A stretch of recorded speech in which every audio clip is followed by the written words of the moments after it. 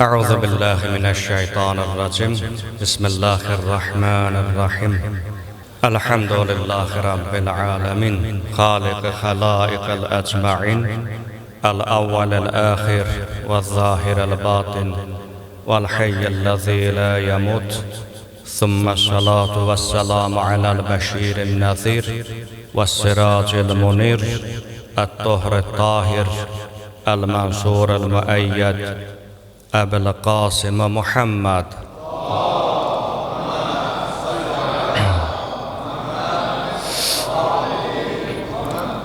وعلى أهل بيته الطيبين الطاهرين المعصومين المنتجبين فلعنة الله على أعدائهم ومنكر فضائلهم أجمعين من الآن إلى يوم الدين. أما بعد، قال الحكيم في كتابه محكم الكريم بسم الله الرحمن الرحيم ومن الناس من يشري نفسه ابتغاء مرضات الله والله رؤوف رحيم. صدق الله العلي العظيم.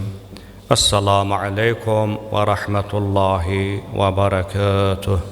Əziz və hörmətli möminlər, bildiyiniz kimi İmam Əli əleyhissalamın mövlud-u şərifinə toplaşmışıq. Bu mövlud münasibəti ilə sonuncu imamımız başda olmaqla sizin hər birinizə təbriklər ərz edir. Uca Allahı and veririk, o Həzrətin pak, mütəhhər ruhuna dünyada bizi o Həzrətin məhəbbətindən, axirətdə isə şəfaətindən binəsib etməsin. Biz günorta cümə söhbətində İmam Əlinin elmi dillə desək, geneoloji xüsusiyyətlərindən bəhs etdik. Yəni, o Həzrətin hansı sülbdən gəldiyi, hansı bətindən gəldiyi haqqında məlumatları bölüşdük və bəzi şübhələrə isbatlı şəkildə, necə deyərlər, cavablar verdik. Dedik ki, o Həzrətin istər atası Əbu Talib, bəzi mənbələrə görə adı Şeybə olub və anası Fatimə bint Əsəd Peyğəmbər əleyhissalamı uşaqlıqdan bəsləmiş, onu müdafiə etmiş şəxslər olublar. Və nəinki İslamı qəbul ediblər, İslamın müdafiəçiləri olublar. Hətta günorta o məclisdə iştirak edən var idisə, biz Fatimə bint Əsəddən mənbələr əsasında belə bir o Həzrətin sözünü nəql etdik ki, daha doğrusu Peyğəmbərimizin o sözünü nəql etdik ki, deyirdi, Fatimənin uşaqları ac ikən yeməyi mənə yedizdirirdi. İmam Əli əleyhissalam belə bir valideynin övladıdır. Onun haqqında danışmaq həm də çox böyük məsuliyyət hiss etdirir insanda. Ümumiyyətlə, bu fikri mən özümə hakim etmişəm ki, məsumun haqqında yalnız məsum danışa bilər. Xüsusi ilə də İmam Əli əleyhissalam haqqında danışarkən gərək bəşəri hissləri, emosional hissləri bir kənara qoyaq, Qur'an və səhih sünnə, yəni Peyğəmbər salavatullahın, o cümlədən də digər məsumlarımızın o Həzrət haqqında nələri buyurublar, onlardan bəhs edək. Xüsusi ilə də Qur'an-ı Kərim. Çünki Qur'an ilahi vəhidir, lövh-i məhfuzdan bir hissədir. O, kimi tədil edibsə, yəni kimin haqq olduğunu, ədalətli olduğunu, etibarlı olduğunu deyibsə, külli kainat toplaşa, o şəxsi cərh etsə belə alınmayacaq. Necə ki, bunu biz Əli əleyhissalamın misalında gördük. Əleyhinə 3-5 deyil, böyük dünyaya hakimlik etmiş imperiyalar, Əməvilər, Abbasilər və s. gəldilər, getdilər, amma bir quş dağa qalxıb qonarsa əgər, o dağa nə artırıb əskildə bilər? Böyük Nizaminin təbirincə desək, zərrə qədər Əlinin şəninə nöqsan gətirə bilmədilər. Ravilər tutdular, hamısı tarixdə qeyd edilib, kitablarda bəhs olunub. Əlinin əleyhinə hədislər uydurdular. Heç nəinki özünün, nə atasına, nə anasına, nə də sülaləsindən bir kəsə belə ləkə yaxa bilmədilər. Niyə?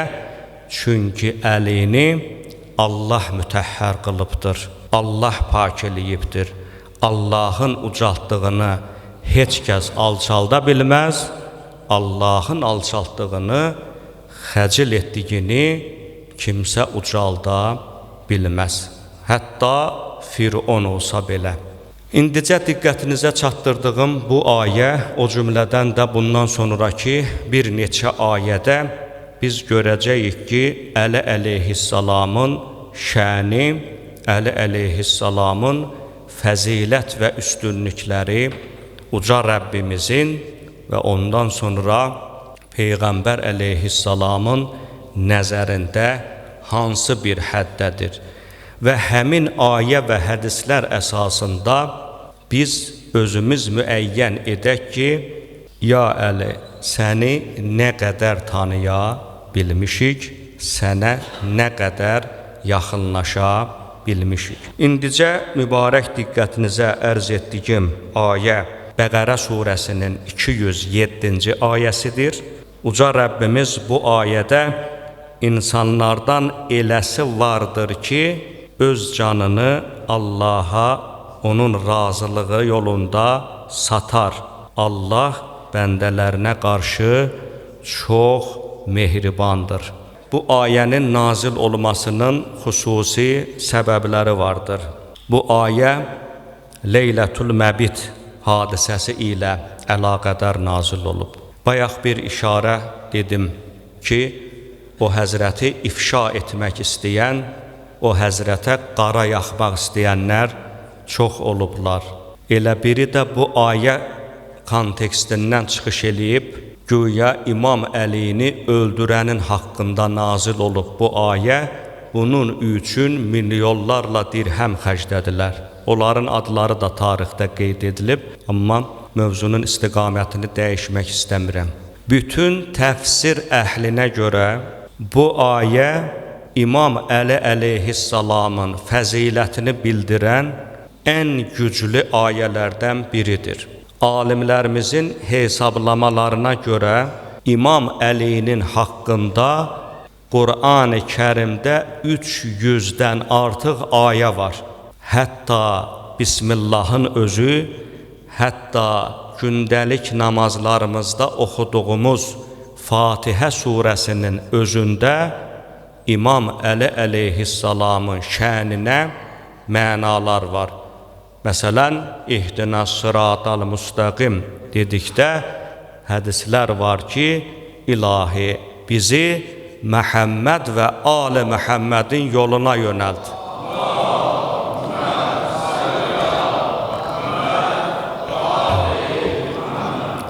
İmam Əli də Ali Peyğəmbərin ən böyük üzvüdür. Və yaxud qəzəb olmuşların, sənin qəzəbinə tuş gəlmişlərin yoluna deyil.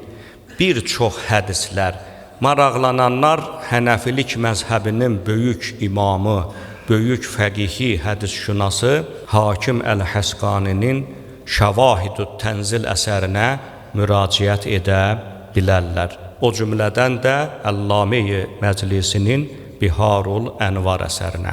Mənbələri ona görə deyirəm ki, hər kəs bilsin ki, bu sözləri biz emosional hisslərimizlə demirik. Əlini sevdiyimizə görə demirik. Bu, sevginin səmavi əsasları var. Bu ayə dedik ki, ona görə nazil olubdur ki, Peyğəmbər əleyhissalamın, Əli əleyhissalam yerində yatdı, canını ona fəda etməyə hər an hazır olduğunu bildirdi. Məzmunu belədir o tarixi hadisənin ki, Peyğəmbər əleyhissalam tərk etməli idi, çağırdı Əli əleyhissalamı mənim yerimdə yata bilərsənmi? Dedi, ya Rasulallah. Amma Peyğəmbər təhlükəni də xəbər verdi ki, o yataqda sənin öldürülmək, sənin müşriklərin qılıncı ilə doğranmaq təhlükən var. Dedi, ya Rasulallah, min canım ola, hamısı sənə fəda olsun.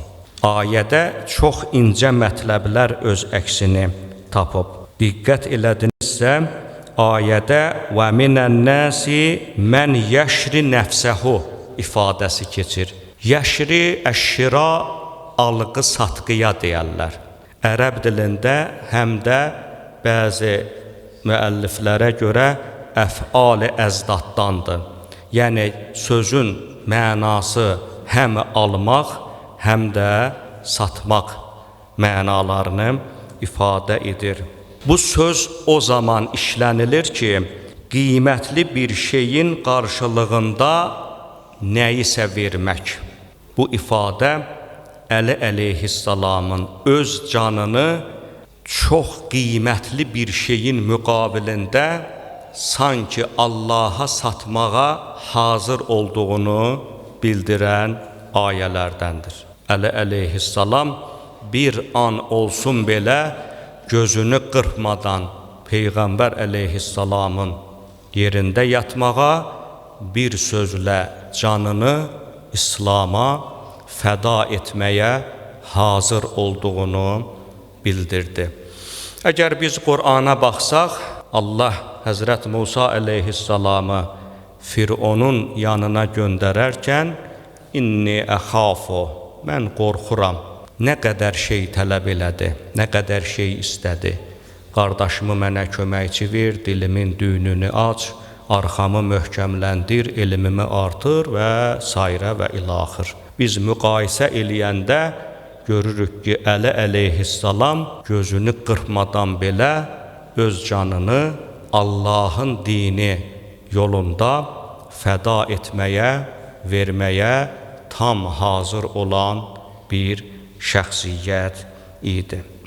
Qur'an-ı Kərimin digər bir ayəsində, Maidə surəsinin 55-ci ayəsi bilirsiniz ki, həm də vilayət ayəsidir. İmam Əli əleyhissalamın rükû halında zəkat verməsi bu ayədə öz əksini tapıb. Allahın innəmə vəliyyukumullahu və rasuluhu, Allahın sizin vəliniz, rəhbəriniz o kəslərdir ki, Allahdır, Rəsulullahdır. وَالَّذِينَ آمَنُوا الَّذِينَ يُقِيمُونَ الصَّلَاةَ və o şəxslərdir ki, namaz qılırlar və yu'tuna zəkata və hum rakiun və rükû halında zəkat verərlər. Çox çalışırlar. İndi də bəlkə də müxtəlif sosial şəbəkələrdə rast gəlirsiniz ki, bu ayənin Həzrət Əli ilə güya heç bir əlaqəsi yoxmuş. Amma bütün təfsir mənbələrində diqqət etsəniz, görərsiniz ki, bu ayə məhz İmam Əlinin şəni ilə əlaqədar nazil olmuş ayədir. Müxtəlif şübhələr iləri atırlar, qeyd elədiyimiz kimi. Bu ayəni Əli deyirsiniz ki, namazda az qalırdı ruhu bədənindən çıxa. Bəs necə ola bilər ki, rükuda olduğu halda zəkat vermiş ola? İnsanlara, onların zehinlərini qarışdırmağa şeytan sifətlər, belə şübhələr irəli atırlar. Amma biz məsələyə gəlin müxtəlif kontekstdən, cəhətlərdən yanaşaq. Hər hansı bir hadisəni düzgün təhlil eləmək üçün bizim qarşımızda bir neçə mühüm yol var. Birinci yol mənbəşünaslıq deyərlər elmi ədəbiyyatda. Yəni o hadisəni hansı mənbələr, hansı formada nəql ediblər. İkincisi, İmam Əli əleyhissalamın namazda ikən zəkat verməsinin fiqhi əsası varmı? Və yaxud başqa bir ifadə ilə fiqhi cəhətdən, yəni şəriət nöqteyi nəzərdən zəkat verməsi namazına xələl gətirərdimi? Hansı ki, bəziləri şübhəni bu istiqamətdən genişləndirirlər ki, əli namazda zəkat veribsə, deməli, namazı batıl olmuş olar. Üçüncü mühüm bir məsələ, ayənin məqsədi gərək izah olunsun.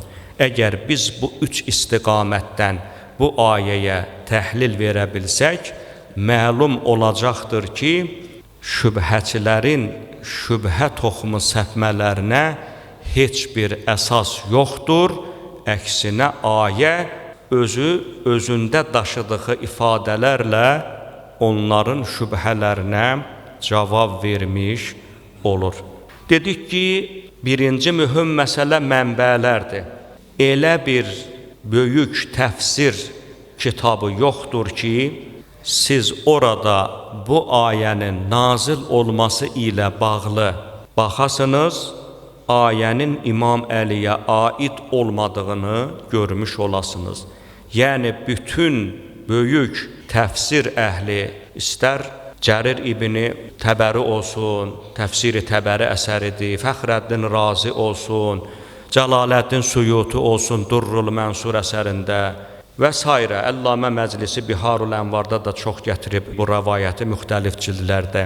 Yəni, bu ayənin İmam Əlinin şəninə aid olduğunu %100 mənbələrin hamısı təsdiq etməkdədir. Dedik, ikinci mühüm bir məsələ fiqhi nöqteyi nəzərdən yanaşaq. Görək, şəriət nöqteyi nəzərdən namazda ikən zəkatı vermək pozarmış yoxsa yox. Hər kəsə yaxşı məlumdur. Zəkat Quranda bir neçə mənada istifadə edilib. Zəkat təkcə bizim verəcəyimiz 9 şeydən deyil. 9 şeydən verəcəyimiz zəkat, onlar vacib olmuş, fərz olmuş zəkatlardır. Zəkat Quranda həm də sədəqə mənasında, müstəhəb mənada da istifadə edilibdir. Deməli, İmam Əlinin rükü halında zəkatı verməsi fiqhi nöqteyi nəzərdən də namazın pozulmasına dəlil ola bilməz. Fiqhi nöqteyi nəzərdən də biz baxdıqda görürük ki, İmam Əli barmağındakı üzüyü yoxsula işarə eləməklə, yoxsulun onun barmağındakı üzüyü zəkat olaraq götürməsi onun namazına heç bir xələl gətirmir. Bunun nümunəsini biz başqa bir formada Həzrət Peyğəmbər əleyhissalamın da misalında görməkdəyik. Hədisi Əbu Qətadə nəql eləyir. Hədisin məzmunu bundan ibarətdir ki, Peyğəmbər salavatullah namaz qılarkən Ümamə bint Zeynəbi qucağına götürər, qiyam halına qalxarkən onu qaldırar, səcdəyə gedərkən səcdədən indirərdir. Bu hədis mənbələrdə səhih bir rəvayət kimi nəql olunub. İndi sual çıxır ortalığa ki, Peyğəmbər əleyhissalam namaz halında bir uşağı həmi götürər, həmi indirərmiş.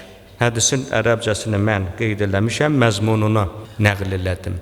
Bəs necə olur ki, Peyğəmbər əleyhissalam namaz halında bir uşağı götürməsi, qaldırması, indirməsi namazı pozmur, amma İmam Əlinin bir barmağını işarə eləməsi rükü halında mümkünsüz bir hala çevrilmiş olar.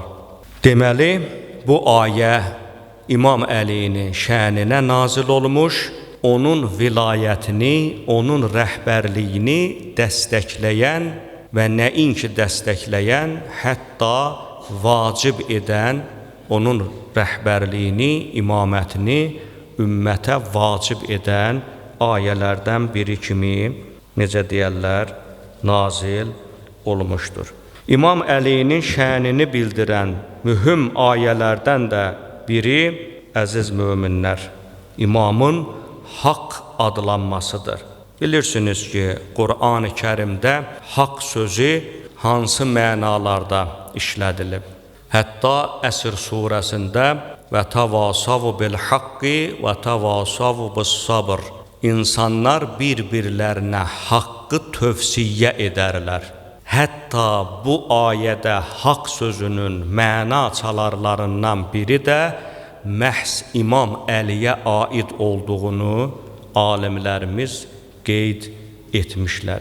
Madam ki, Əlinin bir adı haqdır, Əl-Haqq, İmam Əli əleyhissalamı Peyğəmbər salavatullah nəinki haqqın özüdür, hətta haqq onun mehvərində dövr edər deyə buyurmaqdadır. Buyurur ki, İnnəl haqqə mə'a aliyyin və aliyyun ma'al haqq yaduru ma'ahu haythuma dərə. Həqiqətən Əli haqq ilə, haqq Əli ilədir. Əli haradadırsa, haqq onun ətrafına dövr edər. Darə fırlanmağa deyərlər, bir şeyin başına fırlanmağa. Peyğəmbər salavatullah bu hədisində bildirir ki, Əli harada olsa, haqq onun başına dolanır. Haqq onun başına fırlanmaqdadır. Deməli, insanlar bir-birlərinə haqqı tövsiyə edərlər.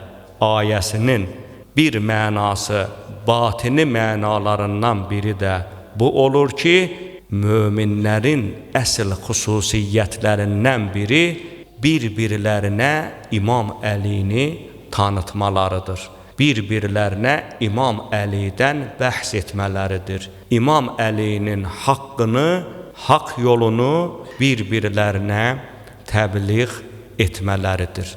Əsr surəsinə verilmiş batini təfsirlərdən də biri, baxın, əziz möminlər, bundan ibarətdir. Və özü də çox maraqlıdır ki, Peyğəmbər demədi ki, Əli haqdır. Peyğəmbər buyurdu ki, haqq Əlinin başına dönür. Əli haradadırsa, haqq da orada dövr edir. Ona görə də sahabələrindən birinə, Əmmar Yasirə və ya Əbu Zərə etdiyi nəsihətlərin birində buyurur ki, bütün insanlar bir tərəfə, Əli digər tərəfə getsə, sən onun ardınca get. Çünki o bir an olsun belə haqdan kənara çıxmaz. Bu ayədə batini mənada dedik ki, İmam Əlinin həm həqqaniyyətini və həm də fəzilət və üstünlüklərini bildirən surələrdən biridir.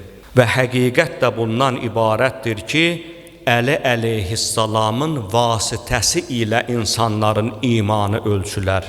Əli əleyhissalam bir ölçüdür. Məsələn, hər hansı bir əşyanı biz götürsək, onun enini, uzununu bilməyimiz üçün metrəyə ehtiyac var. Gərək biz əlimizdə olan metrə ilə ölçək o əşyanın, görək eni, uzunu nə qədərdir. Peyğəmbər əleyhissalam bir çox hədislərində, o cümlədən də bəzi Qur'anın bəzi ayələrində İmam Əli əleyhissalam biz müsəlmanların imanının, biz insanların müsəlmanlıq keyfiyyətinin ölçüsü olaraq İmam Əlini qərar veriblər. Peyğəmbərimiz mübarək kəlamlarının birində İmam Əliyə xitabən belə buyurur: Lə yuhibbuka illəl mu'min, səni yalnız və yalnız mömin olanlar sevər, və la yubğiduka illə münafiq, sənə yalnız və yalnız iki üzlülər nifrət edərlər. Bu hədis müsəlman mənbələrinin ən səhih qaynaqlarında nəql olunmuş hədislərdən biridir. Və bu hədis onu göstərir ki, həqiqətən də İmam Əli əleyhissalam bizim imanımızın ölçüsünü, həcmini göstərən bir varlıqdır. Kim bilmək istəyirsə ki, onun imanının eni uzunu məcazi mənada nə qədərdir, baxsın Əli əleyhissalama olan münasibətinə. O münasibətlə biləcək ki, onun imanının keyfiyyəti, onun imanının eni uzunluğu necə deyərlər, nə qədərdir. Başqa bir ayədə biz görürük ki, Ali İmran surəsinin 61-ci ayəsində Uca Rəbbimiz bu ayədə İmam Əlini Peyğəmbər salavatullahın canı olaraq, özü olaraq qərar verib. Bilirsiniz ki, bu ayənin nazil olma səbəblərindən biri bu idi ki, Nəcran xristiyanları Peyğəmbər salavatullahla çox mübahisə etdilər, yola gəlmədilər və nəticə bundan ibarət oldu ki, mübahiləyə çıxsınlar. Bu mübahilə adət ənənəsi qədim dinlərin bir çoxunda olub, haqq-nahaq olub.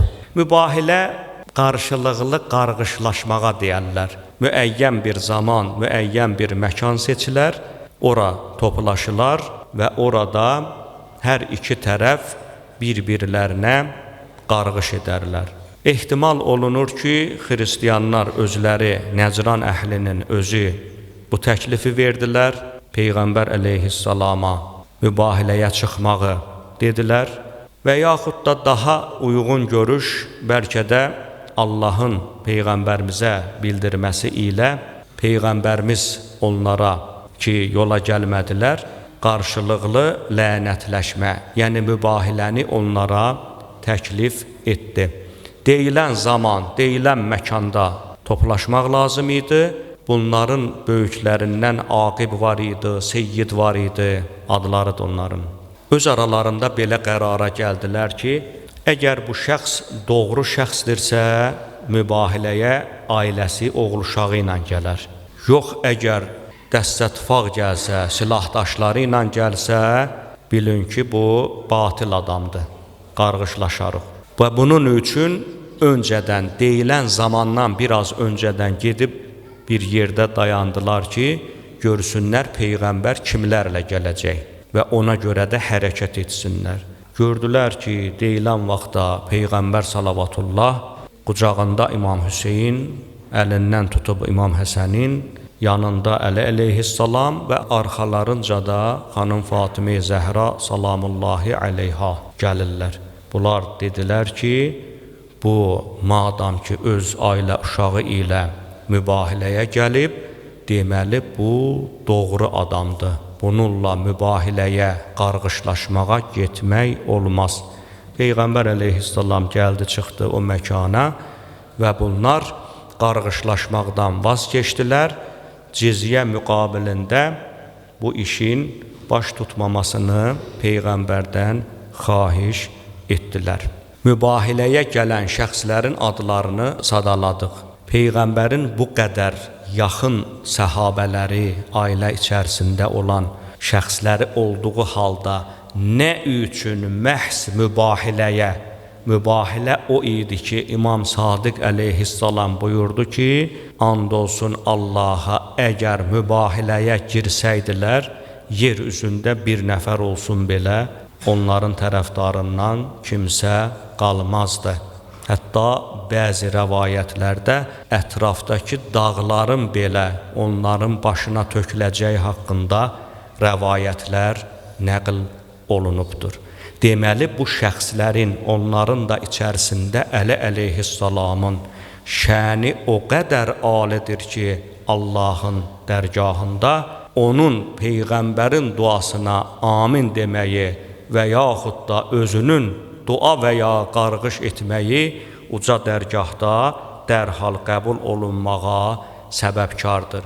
Ali İmran surəsində həmən o 61-ci ayədə Əli əleyhissalamın şəninə bir çox mühüm nöqtələr öz əksini tapır. Birincisi qeyd elədik ki, Qur'an onu Peyğəmbərin canı olaraq, özü olaraq adlandırır. Bu özü çox böyük bir fəzilətdir. Bundan üstün fəzilət yoxdur. Əli əleyhissalam yeganə şəxsdir ki, Peyğəmbər əleyhissalamın özü adlandırılıb Qur'an-ı Kərimdə. Bütün bunların hamısı onu göstərir ki, əziz möminlər, o həzrətin nəinki özünün fəziləti nəinki onun özünün adının müqəddəsliyi. Qur'an-ı Kərimdə bir surə var. tövsiyə olunur ki, bu surəni həmişə möminlər oxusunlar. Əl-Adiyat surəsi.